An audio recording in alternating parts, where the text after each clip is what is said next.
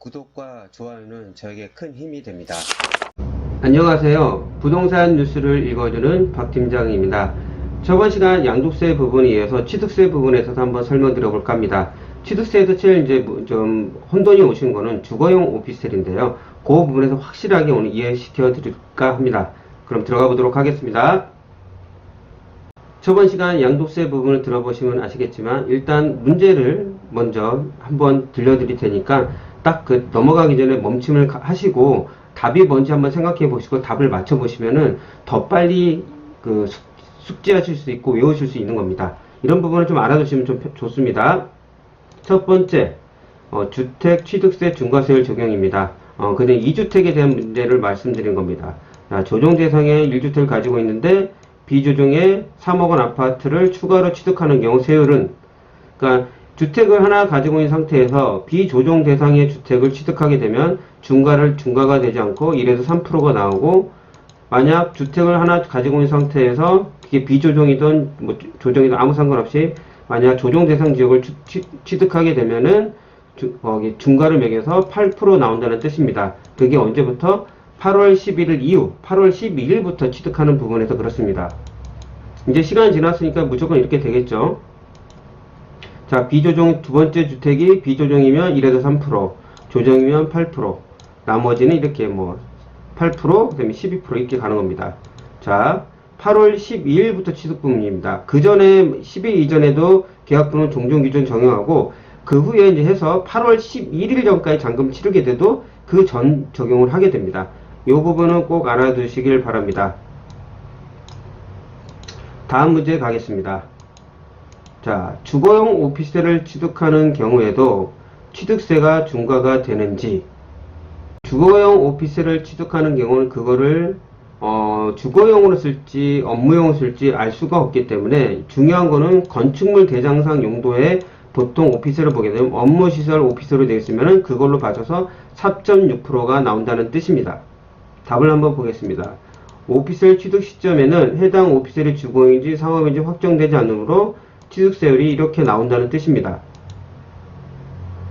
이 뜻은 뭐냐? 지금 다른 주택을 가지고 있는 상태에서 오피스텔을 취득을 할 때 이게 주거용으로 사용할지 상업용으로 사용할지 알 수가 없기 때문에 중과를 하지 않겠다는 뜻입니다. 그렇게만 이해하시면 아주 편합니다. 자, 취득목세 할 때 중요한 범위가 1세대 범위입니다. 예전에도 제가 몇 번씩 설명드렸던 부분인데, 1세대 범위는 당연히 주민등록상에 같이 들어온 사람이겠죠. 그거는 이제 가족들은 이제 뿔뿔이 흩어지면 상관이 없겠지만, 중요한 거는 이제 가족, 남편이나 와이프, 그리고 30대 미만의 자녀입니다. 그 부분이 제일 중요한 부분이죠. 만약 30대 미만의 자녀가 세대 분리하고 거주하고 있더라도 1세대로 가주한다. 다만 다음 문제를 보시면 아시겠죠. 먼저 설명드릴 거 보면은, 그러면 30대 미만의 자녀가 분리했으면 어떡하지? 자, 여기 답이 문제가 있습니다. 미혼인 30세 미만인 자녀가 취업하여 밖에서 살고 있어요. 이럴 때도 부모의 세대원을 보겠냐? 오늘 중위소득이 월 175만원입니다. 거기서 40% 이상만 매달 그렇게 번다고 하면은 분리세대로 봐주는 겁니다. 이거의 40%입니다. 그러니까 70만원만 넘으면은 그렇게 되지만 단 미성년자인 경우는 그렇지 아니하다는 뜻입니다. 미성년자 아무리 돈이 많이 벌어도 부모의 세대원으로 본다는 뜻입니다. 자, 그 다음에 내용이 이겁니다. 부모님을 동거 봉양하기 위해서 세대를 합가. 이거는 충분히 알 수 있는 내용이라 빨리 넘어갈게요. 65세 이상이 됐을 때는 분리세대로 본다. 각각의 별도의 세대로 보고, 아까 말씀드린 대로 중위소득 40% 이상, 어느 정도 기본소득만 되면 같은 세대로 봐준다는 뜻입니다. 이걸 거꾸로 생각한다면은 부모님이 65세 이상이면 무조건 된다는 게 아니라 기본적인 소득이 없으면은 분리세대로 안 봐요. 그러면 만약 1주택 1주택을 갖고 있으면 2주택으로 보는 거죠. 그 부분을 조심하시면 됩니다. 거꾸로 생각하시면 돼요. 부부가 공동 소유하는 경우 주택수 계산 방법은 당연히 같은 세대니까 1주택으로 보는 거죠. 여기서 중요한 게 있습니다. 자, 세대가 1주택을 소유하는 건 산정되지만 다만 동일 세대가 아닐 때는 각각의 주택을 본다. 이거 남일 때는 그렇겠지만 동일 세대라는 뜻이 위에 나온 거 똑같습니다. 자, 자녀가 집을 사준 게 아니라 공동 명의로 될 수도 있죠. 근데 자녀가 나가 살았어요. 나가 살았는데 이 자녀가 돈을 벌고 있네. 그 소득이 있어. 그러면 분리세대로 보기 때문에 독립세대로 안 보는 거예요. 그럼 각각의 주택을 가지고 있을 수가 있기 때문에 이런 부분은 조심하셔야 됩니다. 이해하시겠죠? 이 부분은 뜻을 이해하시면은 이거 역으로 생각하니까 이렇게 되는구나. 아까는 그거였잖아요. 그럼 당연히 자녀가 이렇게 해서 이제 편법을 할 수 있겠지만은 근데 그 주택이 하나일 때 공동으로 갈 수도 있잖아요. 극히 드문 일이지만 만약 그렇게 되면은 각각의 세대로 보기 때문에 각각의 세대로 봤는데 이걸 같이 동시세대로 봐줬는데 각각의 세대로 보게 돼가지고 만약 자녀가 그 집을 갖고 있는 걸 몰라요. 왜냐면 부모님이 그냥 해줄 때가 많으니까. 그래서 그런 상태에서 바깥에서 내가 이따가 주택을 만약 취득하는 경우가 있거든요. 그러면 이게 부모님이랑 부모님 한 주택이고 나는 2주택이 돼버린 경우가 돼요. 그러니까 이런 부분 조심스럽게 대처해야 됩니다. 그러니까 미리 그런 경우가 있으면은 미리 알아보시고 집을 구매하셔야 될 것 같습니다. 상속주택도 주택수에 포함되는지, 상속 개시일부터 5년 동안 그렇지 않습니다. 이거 답을 이제 이렇게 하게 되면 너무 이건 쉬운 문제라 이거 뭐 크게 어려울 것도 그냥 넘어갈게요.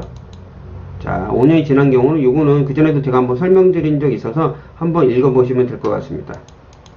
다음 문제. 주택수 산정에서 제외되는 1억 원 이하의 주택에 입주권, 분양권, 오피스를 포함되는지. 1억 원 이하도 입주권, 분양권은 무조건 주택수에 산정이 됩니다. 오피셀 같은 경우는 이 부분이 있습니다. 한번 읽어보시면 오피셀의 시가표시 공시지가 1억 원 이하의 경우는 주택수 산정에서 제외된다는 내용만 알고 계시면 될 것 같습니다. 서울권은 거의 힘들고요. 뭐 수도권에도 조금 떨어진 지역이나 그런 쪽 밑으로 내려가면은 이런 경우가 있으니까 이런 부분도 조금 알아두시면 도움이 될 수도 있을 것 같습니다. 분양권, 입주권도 취득세가 중과되는지 이 부분에서 조금 혼돈이 오시는 게 뭐냐? 취득세 그 판정 기준은 이제 8월 12일부터 이제 분양권, 입주권도 주택수에 산정되는 거예요. 그러니까 요거는 취득세는 그렇습니다. 지방세법은요.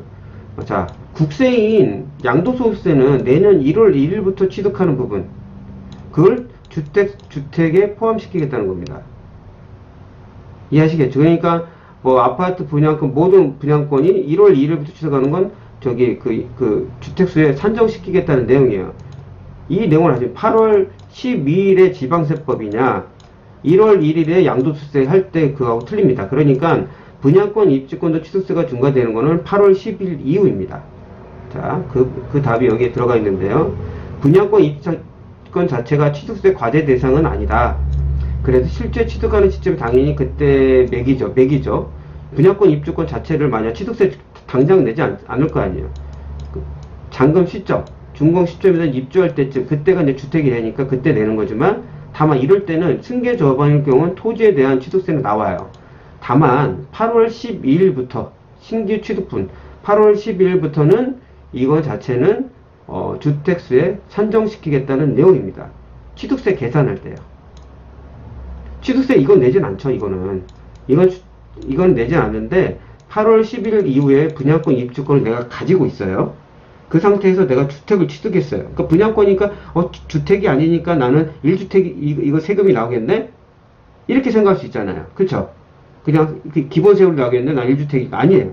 분양권도 주택수에 산정한다는 내용입니다. 8월 12일 날 예를 들어서 여기서 설명드릴게요. 8월 13일 날 예를 들어서 분양권을 하나 취득했어요. 근데 내년 뭐 1월이나 뭐 이번 1월이나 아무 때 상관없습니다. 그 후에 조정 대상 지역에 있는 만약 아파트나 이런 거를 취득을 했어요. 3억 할 때. 그러면 어떻게 되나요? 취득세가 아까 말씀드렸죠. 8% 나옵니다. 자, 1월 지금 1주택이에요.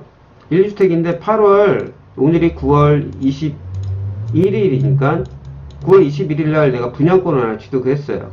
그러면 지금은 취득세 내진 않죠. 왜? 이 분양권 자체가 지금 해당 시점에 해야 되니까 취득세 부과될 거 아니에요. 근데 그 다음에 아파트를 하나 취득을 했어요.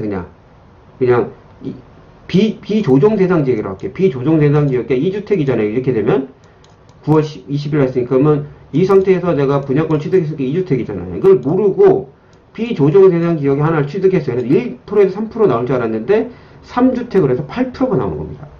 이 부분을 조심하셔야 됩니다. 이 부분에서 제가 다시 한번 이거 딱 넘어가기 전에 내가 다시 한번 PPT를 조정해서 다시 올려드리도록 하겠습니다. 이 부분을 지금 말씀드린 걸 충분히 이해하셨으면 제가 금방 예를 만들었습니다. 바로 생각나서 제가 여기서 보여드리겠습니다. 자, 예를 보여드릴게요. 제 주택을 가지고 있는 상태에서 7월 9일날 B 분양권을 취득을 했어요. 근데 2020년 9월 20일날 C 주택을 취득을 했습니다. 근데 그게 비규제 지역이에요. 그러면 취득세가 얼마나 나올까요? 바로 생각나셨는데 1에서 3%가 나옵니다. 왜? 7월 9일이면은 8월 12일 전이기 때문에 주택수에 산정되지가 않은 겁니다. 자, 밑에 똑같은 문제입니다. 8월 13일날 분양권을 취득했어요. 근데 이게 헷갈리는 게 양도소득세 이제 계산할 때 내년 1월 1일부터 분양권을 주택수에 산정한다고 했잖아요. 그건 양도소득세 국세를 할 때 말씀드리는 거고요. 여기는 지방세법입니다. 그래서 틀려요. 이런 부분에 혼동이 오시면 안 됩니다. 자, 8월 13일날 취득을 했고 9월 20일날 취득을 한 거예요. 그러니까 모르신 분들이 양도세니까 이번에 취득에 상관없겠구나 해가지고 딱 취득을 해서 이걸 했네. 취득을 했어요. 그럼 어떻게 되냐? 취득세가 주택수에 산정시킨다고 했죠. 그래서 이거는 뭐다? 8%가 나온 겁니다. 비규제적이면 세개면 8%가 나오잖아요. 그래서 1%에서 3%가 8%로 뛰는 아주 엄청난 중과를 맞을 수가 있다는 겁니다. 이 부분은 확실히 조심하게 다가가야 될 것 같습니다. 충분히 이해하셨나요? 일단 이렇게 이 부분을 좀 헷갈리시면은 8월 12일 전이냐 후에 따라서 그게 이제 분양권 상태 있잖아요. 우리 입주권도 이게 내년부터 하는 거는 양도세고 이번에 하는 거는 취득세 부분입니다. 지방세냐 국세냐에 따라서 완전히 틀린 거니까 동일시로 보면 거기서 혼돈이 오는 겁니다. 그런 부분만 조심하면 될 것 같습니다.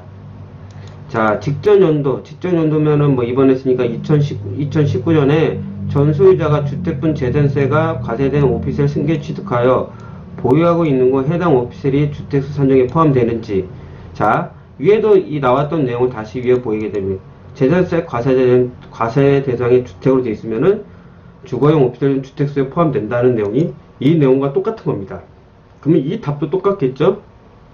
오피스 취득자에게 새롭게 주택분 재산세가 과세된 경우는 주택수에 산정된다는 내용입니다. 자, 오피스텔 분양권도 주택수에 포함되는지. 오피스텔, 그러니까 이게 여기서 혼돈이 옵니다. 아까 분양권 아파트나 이런 거는 주택이잖아요. 그쵸? 주택입니다. 주택 그냥. 근데 오피스텔 분양권은 여기도 좀 혼돈이 오는 거예요. 오피스텔은 그게 나중에 잔금 치를 때 이거를 사무실로 사용할지 주거용을 사용할지 모릅니다. 그리고 건축물 대장사 용도로 보게 되면은 보통 이게 업무용 오피스텔로 나와 있기 때문에 잔금까지를 모르는 겁니다. 그래서 오피스텔 분양권은 주택수에 산정하지 않습니다. 실제 취득 후 실제 사용하기 전까지 모르는 거예요.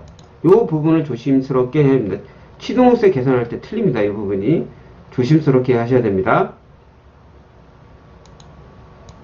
자, 일시적 2주택 이사가기 위해 주택을 추가로 취득한 경우 취득세가 중과되는지. 자, 이사가기 위해서 주택을 추가로 취득한 후 취득세가 중과되는 경우는 이제 조건이 맞아야 되겠죠. 내가 일시적 1가구 2주택이라고 하면은 만약 그게 조정 대상 지역으로 이사가게 되면은 1년, 비규제적이면 3년이겠죠. 그 내용입니다. 종전세 3년, 그리고 그때 조정 대상 지역이 되면 1년입니다. 그쵸? 요 내용이 나온 거고, 그렇게 되면 그 과세를 하지 않습니다. 신규 취득 과세를 하지 않아요. 다만 이 조건에 맞춰 안 팔게 되면은 과세합니다. 그 다음에 내용이 똑같이 나와 있습니다. 1주택 소유자가 아파트 분양권을 추가로 취득한 경우 일시적 2주택을 적용받기 위한 종전주택 처분 기간은 크게 규제지역이면 1년, 비규제지역이면 3년입니다. 그래야지만이 중과를 맞지 않는 내용이 똑같은 내용입니다. 이 부분은 좀 헷갈릴 수 있어요. 주택 무상 취득 취득록세. 다섯채, 네 채 보유하고 있는데 한 주택이 공시지가가 10억이래요. 25%는 자녀한테 주려고 그래요. 3억 이상 나가면, 중과 맞을 수 있으니까, 이 부분에 좀 편법을 하려고 한 겁니다.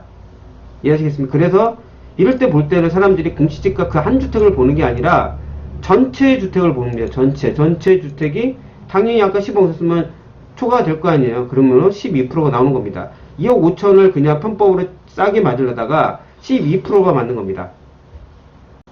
자, 8월 12일 전에 취득한 업무용 오피스를 8월 10일 이후에 주거용 오피스를 전환한 경우 주택수 산정에 포함되는지, 아까 나온 내용이 똑같습니다. 8월 12일 전에 취득한 거는 그게 주거용이든 업무용이든 주택수에 산정하지 않는다고 했기 때문에 그걸 업무용 오피스를 주거용 오피스를 해가지고 임대로 놓게 된다면 당연히 주택수에 포함되지 않겠죠. 근데 사람들이 좀 헷갈린 게 있어요. 본인이 쓰는 주거용 오피스를 쓰게 되면 주택입니다. 남한테 임대 주는 걸 말하는 거예요. 주거용 오피스는 남한테 임대 주는 거지 본인이 직접 써가지고 거기다 전입신고하게 되면 그건 주택인 겁니다. 이해하시겠죠? 이런 부분만 조금 혼돈만 조심하시게 되면은 그게 지방세하고 국세가 좀 틀리기 때문에 이런 부분만 혼돈하지 않으시면 충분히 대처가 가능할 거라고 생각합니다. 오늘 들려드렸던 내용 혹시 도움이 되셨다고 하면 구독과 좋아요 눌러주시면 정말 감사하겠습니다. 다음에 더 나은 부동산 뉴스로 찾아뵙도록 하겠습니다. 끝까지 들어서 정말 감사합니다.